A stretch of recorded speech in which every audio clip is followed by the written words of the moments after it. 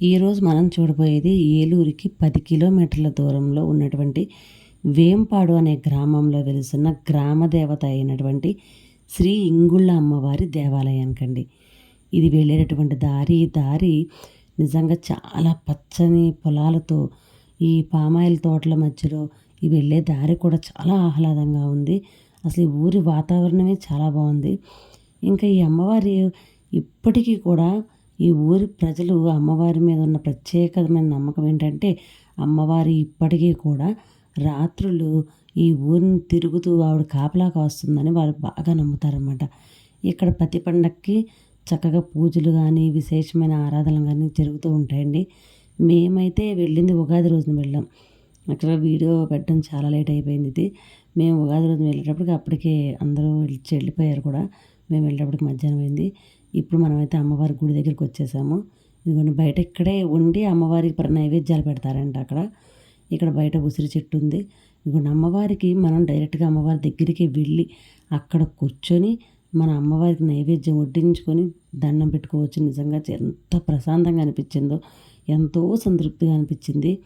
మనం పెద్ద పెద్ద దేవాలయాల్లో గంటలు గంటలు నిలబడి ఒక్క నిమిషం కళ్ళు మూసి తెరిచే లోపల వచ్చేస్తూ ఉంటాము.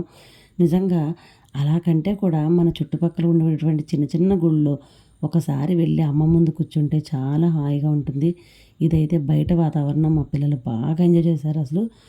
చూస్తే పెద్ద పెద్ద చెట్లు, వాటికి ఊడలు ఎంత ఆహ్లాదంగా ఉందంటే వాతావరణం చాలా బాగుంది. ఏలూరు సరౌండింగ్స్లో ఉన్న వాళ్ళు ఎవరైనా సరే ఒక ఆదివారం రోజు ఖచ్చితంగా వెళ్ళి అమ్మవారిని దర్శించుకోండి. కానీ ఇక్కడ అనుకున్నది ఏదైనా సరే అమ్మవారు ఖచ్చితంగా నెరవేరుస్తారని ఈ ఊరి ప్రజలే కాదండి, మాకు కూడా చాలా నమ్మకం. అందుకనే నేను కాస్త లేట్ అయినా సరే ఈ వీడియోని చేసి పెడుతున్నాను. తప్పకుండా ఎవ్వరూ మిస్ అవ్వకండి.